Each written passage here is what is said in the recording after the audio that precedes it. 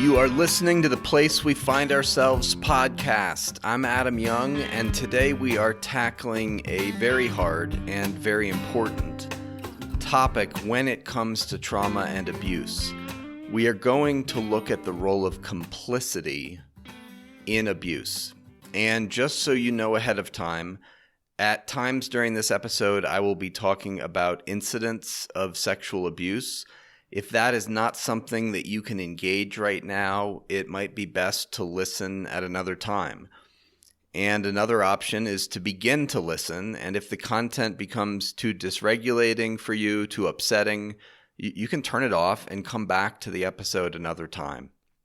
Okay, to begin with, what do we mean when we talk about complicity? What is it, and why does it matter so much?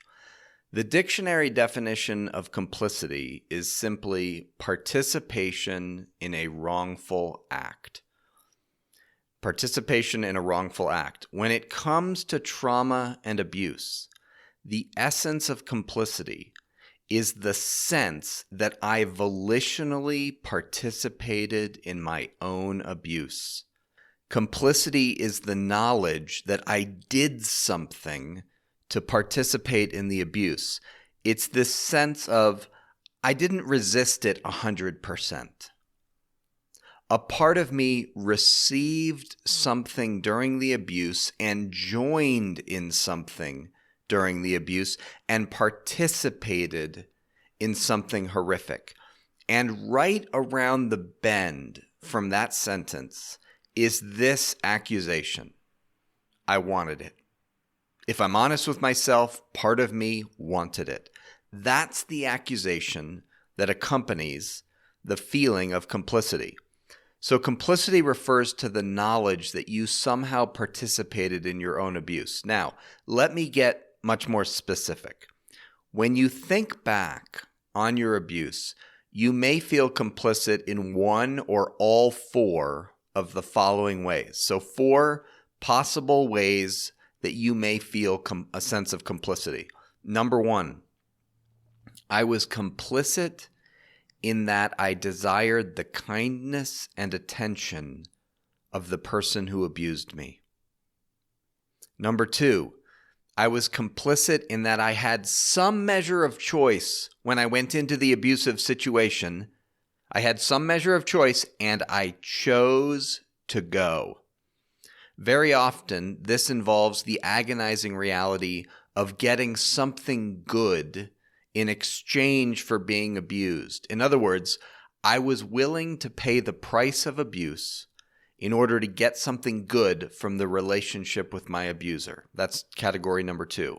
Number 3, I was complicit in that at some point during the abuse, I stopped resisting.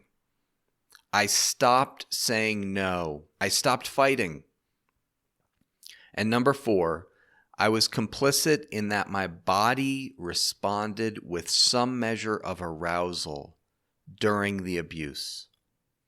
Now, there are certainly more ways that one can be made to feel complicit in their own abuse, but these are 4 of the more common ways, and these are the 4 that I want to explore today.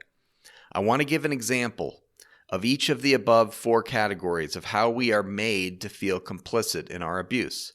So, category 1, example of number 1, I was complicit in that I desired the kindness and attention of the person who abused me.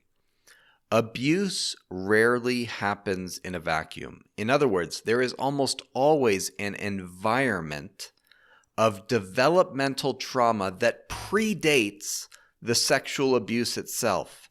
Why is this the case? It's nearly every time it's the case. Why? Why is this the case? Because abusers have to gain access to their victims.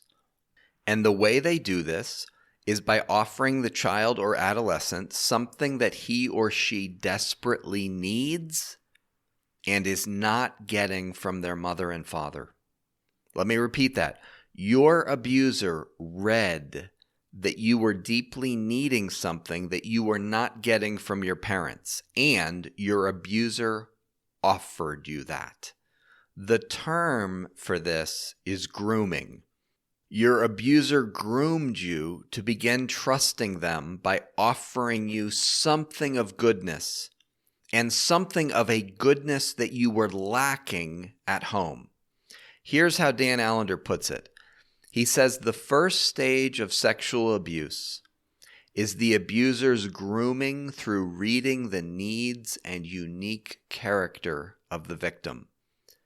The grooming stage offers what has often been missed by one's primary attachment figures. It is a heartbreaking reversal. The abuser offers what is lacking in the relationship with one's caregivers to gain access to the heart. I have had to say, here's how he finishes. I have had to say many times during therapy that the abuser was a better picture of God than one's parents. That's Dan Allender. Now, how can an abuser be a better picture of God than one's parents? By reading you, paying attention to you, noticing you, and then offering you something of kindness, tenderness, goodness, things which were lacking in your home, but which you were created and designed to receive. In other words, an abuser can be a better picture of God than one's parents by caring for you. Now, here's the war that is inevitably unleashed in your heart. It goes like this. If I wasn't so needy, if I didn't crave his attention, if I wasn't so drawn in by his deceptive kindness, then I wouldn't have been abused. Again, here's how Dan Allender summarizes it. He says the abuser reads the heart and life of the child and positions himself or herself as a trusting presence that offers what others fail to provide. This stage of grooming bears incalculable power. Whether the grooming period lasts a few minutes or months, trust is gained and access to the heart is assured. What is most diabolic is that the abuser sows seed that is often life-giving. God has created us to be studied, read, and interpreted. And the more accurate and deep the reading, the more life-giving is the experience. It doesn't take long to be won by a careful reader. That's Dan Allender. Look, part of what you have to come to terms with is that your abuser chose you. And there is nothing the human heart longs for more than being chosen. But do you see the bind that you were in? You loved being chosen because God created us with a deep desire to be chosen, but being chosen meant that you got abused. So, evil comes to you and says, you must have wanted to be abused because you know how much you liked it when he chose you and noticed you and took an interest in you. Okay, that's one way that you may have been made to feel complicit in your abuse. I was complicit in that I desired the kindness and attention of the person who went on to abuse me. That's number one. Example of category number two. I was complicit in that I had some measure of choice when I went into the abusive situation and I chose to go. Now, let me relay a short vignette that I heard from Dan Allender that illustrates this. I don't know if it's a true story or one that's made up, but boy, does it illustrate the point. You're a 15-year-old girl, and your stepfather has been abusing you in the cellar of your house. On your 16th birthday, your stepfather buys you a car. And as he gives you the key to the car, there are two keys on the keychain. The key to the car and the key to the cellar. If you accept the gift of the car, you are accepting the key to the cellar. Now, do you see the bind that he has put you in? If you accept the car, you are going to feel like you have also chosen the abuse. But the car is what allows you to escape the hell that is your home. The car is what allows you to go out and be with your friends and find some measure of life and get away from your contemptuous mother and your sexually abusive stepfather. This is the diabolic nature of many abusers. They are not merely interested in abusing you. They are far more interested in you exercising some level of choice, no matter how small, in your abuse. What do you think haunts this 16-year-old more? The countless incidents of abuse in the cellar? Or the moment when she extended her hand and grasped those two keys and received the quote-unquote gift of the car? The moment she took the key to the car, she began to be haunted by the knowledge and the felt sense that she was complicit in her abuse. Second example of this, you're a 12-year-old girl. Life in your home is not good for whatever combination of reasons, and your one reprieve from the awful loneliness and heartbreak of your family is that you get to go to Grandma and Grandpa's every summer for 3 weeks. And your grandma is the one person on the planet that actually cares for you and delights in you and enjoys you. And as a 12-year-old, you love being with your grandma. Except last summer, your grandpa molested you while you were there. So this year, what do you do when your parents ask if you want to go to Grandma and Grandpa's for 3 weeks over the summer again? Do you see the bind that you're in? If you say, no, I don't want to go, then you don't get to be with Grandma. That's death for your heart, because Grandma is the only person in your world who actually pays attention to you. But if you say, yes, I want to go, then something in your heart feels like you've agreed to be molested again by your grandfather. If you say yes to going to Grandma and Grandpa's, you become bound to the accusation of, I wanted it. I must have wanted the sexual abuse. The reasoning goes like this. I knew that if I went back to Grandma and Grandpa's again this summer, I might be abused, just like last summer. I knew that was a risk, and I chose to go to Grandma and Grandpa's. And sure enough, Grandpa molested me again, and it was worse than the summer before, but I chose it. I chose to go to their house for 3 weeks. My parents didn't force me. They asked me if I wanted to go, and I said yes. Do you see the dagger of complicity? Evil's case against you is airtight. You must have wanted the sexual abuse since you chose to return to Grandma and Grandpa's. That's the accusation. Now, someone may be thinking, why would any 12-year-old girl risk going back there? And let me say this as loudly as I can.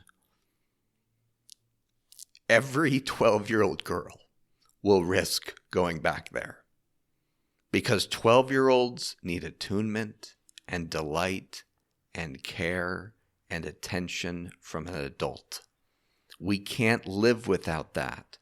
And if that comes with a price tag, we will pay that price. So that is complicity category number 2. I was complicit in that I had some measure of choice when I went into the abusive situation and I chose to go. Number 3, here's a third way in which we are made to feel complicit.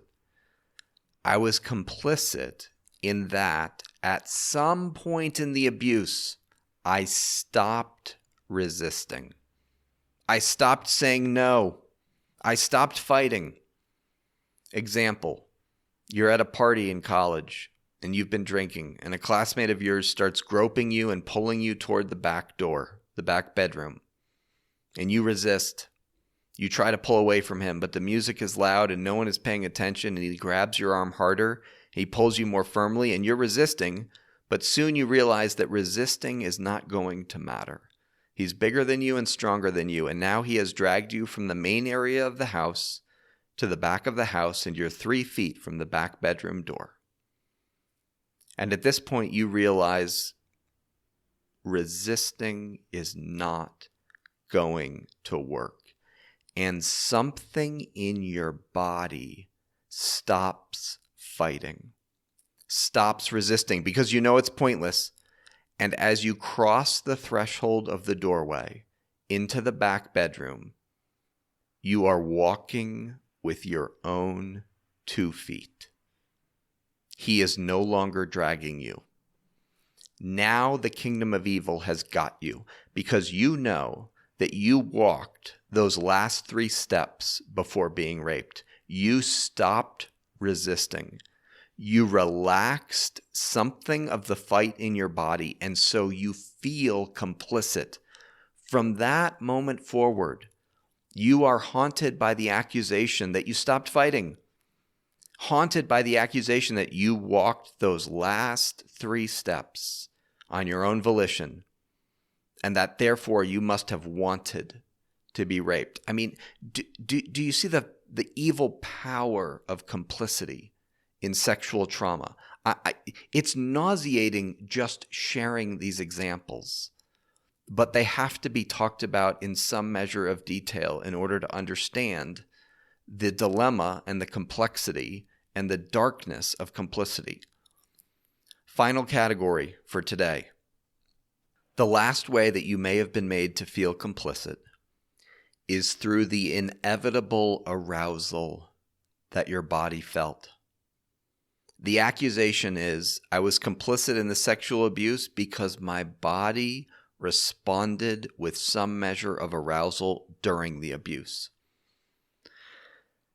You have to understand that during your sexual abuse, it is highly likely that your abuser made sure that you experienced pleasure at some point.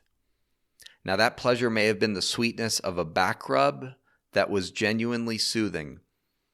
It may have been the sexual arousal of having your genitals gently and tenderly touched. But in those moments, because of the way God made the human body, your body experienced some measure of rest, and your body experienced some measure of pleasure.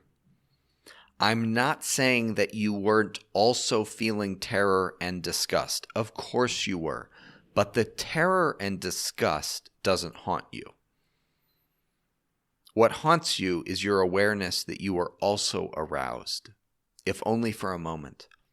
The accusation of complicity is that 30 years later, you know that your body experienced pleasure during the abuse. You know that you enjoyed something in the midst of the very thing you hated. And it may only have been a split second.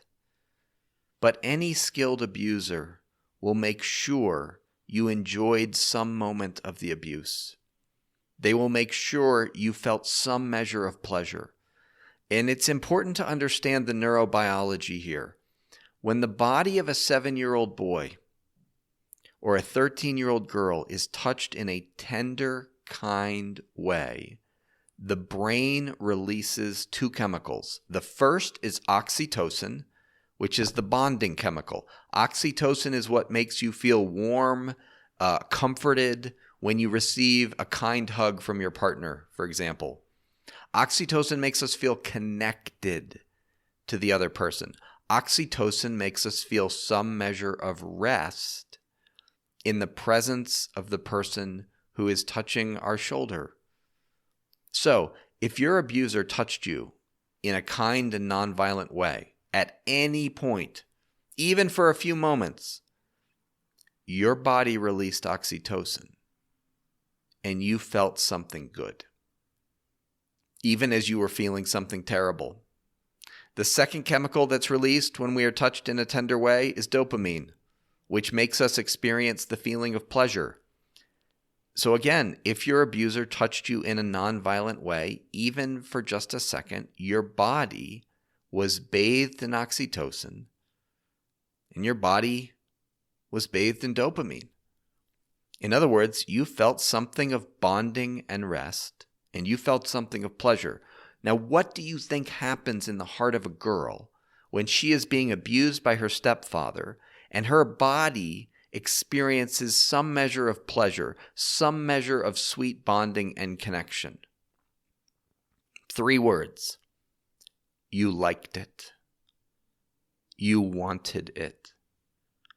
The accusation of you liked it is born of the ambivalence you felt during the abuse. Namely, you felt pleasure and you felt disgust. You felt something good and you felt something awful.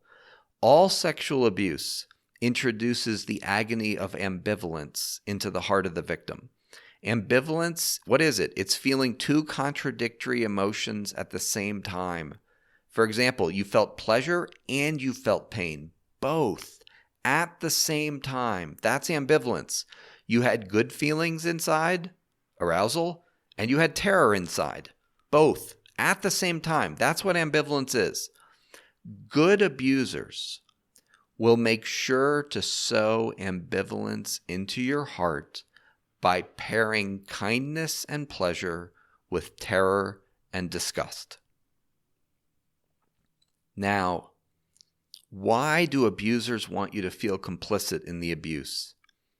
Why do good abusers work so hard and at times with such patience to make sure that you feel complicit in what is happening? It's because if you feel complicit in what happened to you, if you feel that you participated in the abuse at some small level, then your heart will become bound to shame. The shame is not merely that you were abused. Oh no, far more. It is that you were duped and that it was your desire that duped you. Your desire for the care of your grandmother and indeed the tender touch of your grandfather. And so you live under the accusation of I wanted it. Why? Because you would rather accuse yourself of perversity than you would engage the far more complex reality of, no, I didn't want to be abused, but hell yes, I wanted someone's touch and someone's attention and someone's care. Okay, what do you do about the fact that you feel complicit in one or all 4 of the ways that we've looked at? What's the way forward? How do you engage this in a way that brings healing and freedom? In short, you have to bless your arousal. And I don't just mean sexual arousal. I mean you have to bless your desire for care, for kindness, for being chosen. Look, care is arousing. Kindness is arousing. I don't mean it's sexually arousing, although it can be. But it's being chosen is arousing. These things make us come alive inside. That's what I mean by arousal right now. When you are well cared for, something in you comes alive. When you are chosen, something in you comes alive. So how do you address the feeling of complicity? You have to bless your arousal in all its forms. You have to bless the goodness of the rest that came over your body when your stepfather was massaging your shoulders and paying attention to you. Dan Allender puts it like this. He says, you were touched in ways that aroused pleasure. The touch may not have been physical.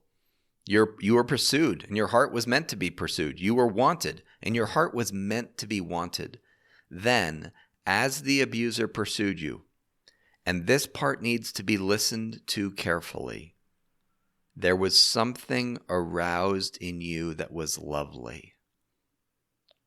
This is still Dan Allender. When a child is touched sexually, there will be physical sensations which will be coded in the brain as some level of sensual arousal. This is the unfaced but always known reality that is lurking in almost all damage of abuse. It is the one thing that nobody wants to mess with. That's Dan Allender. Now, did you hear Dan's words? There was something aroused in you that was lovely. Oh, but you don't see it as lovely. Your arousal is anything but lovely in your mind. Indeed, your arousal is proof that you're perverted or slutty or that you wanted it. What would it look like to bless your arousal? To bless something means to use your words and your will to call something good and godly and beautiful. To bless your arousal is to name that the arousal which the 7-year-old girl felt is actually something good and godly rather than something dirty and disgusting. You feel like you need to confess your arousal rather than bless it. And look, I'm actually fine with using the word confess in this context as long as you understand what the biblical word for confess really means. The Greek word for confess is homologeo. Homo means sameness, and logeo means speaking. So, to confess something is to speak sameness with God about something. To confess your sin is to speak sameness with God, to agree with God about your sin. To confess your arousal is to speak sameness with God about the goodness of that arousal. Blessing is confession. It is saying the same thing that God does about something. Here's how Dan Allender succinctly puts it. He says, we're called to bless what God blesses. And God blesses sexual and genital arousal. There it is. I mean, for heaven's sakes, God created arousal. He created an 8-year-old boy's body to be aroused by a tender hand rubbing his shoulder. And he created an 8-year-old boy's body to be aroused by genital touch. Now, look, I know what the objection is. The objection screaming inside, of course, is no, I will never bless any single part of what happened during my sexual abuse. Then you will be bound to a sense of hatred and disgust about some aspect of your sexuality in the present. Why? Because the past isn't dead. It's not even past. If you can't bless the arousal of the 8-year-old or the 13-year-old, you will be at war with some aspect of your sexuality as a 43-year-old. And it's not just your sexual arousal that needs to be blessed. It's not just the sexual stuff. You also have to bless your desire for attention and care. And for some of you, it will be harder to bless this than to bless the fact that you got sexually aroused during the abuse. You believe that this desire that boy or girl had for attention and care, you believe that this is what got you abused in the first place. This is what duped you. This is what betrayed you. But again, you're confronted with the living God. God created 8-year-old girls and 10-year-old boys with a deep need for attention and care. A need to be noticed. A need to be taken an interest in. A need to be chosen. This need, this longing, has to be called good rather than hated. You have to bless that you desired to be read well by someone and that something came alive inside of you when your abuser read you well. You have to bless that you longed to be chosen by someone and that it felt good to be chosen, even by your abuser. And that is in no way calling the abuse good or any part of it. But you have to call the longing to be chosen good. You have to bless that. Now, let me be clear. Let me just be crystal clear. You are not in any way blessing the horror of what happened to you. You're not calling the abuse good in any way. Here's how Allender puts it. He says you can bless what you felt without blessing how the feeling came to be.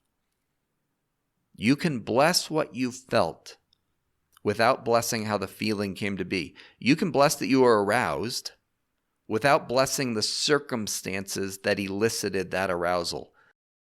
I mean, look, as ironic as this may sound, until you bless your arousal, you will be living under some measure of condemnation that you wanted it. Until you blessed it, of course you longed for the kindness that accompanied your abuser's grooming of you.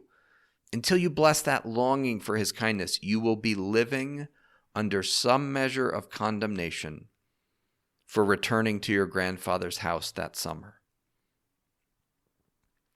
Okay, I know this was a lot of deeply emotional and intense material, and especially for some of you. But I had to address it because complicity is the root of what haunts so many people who have a history of trauma. If this episode moved you, you might want to listen to it again. Not tomorrow, not this week, but maybe in a month. Jesus is interested in freeing you from the accusation that you are complicit in your abuse. And Jesus is cheering you on as you ponder blessing your arousal rather than cursing yourself for your complicity in the abuse. So may you find new vistas of freedom in the upcoming months and years by addressing this felt sense of complicity that you have. Amen.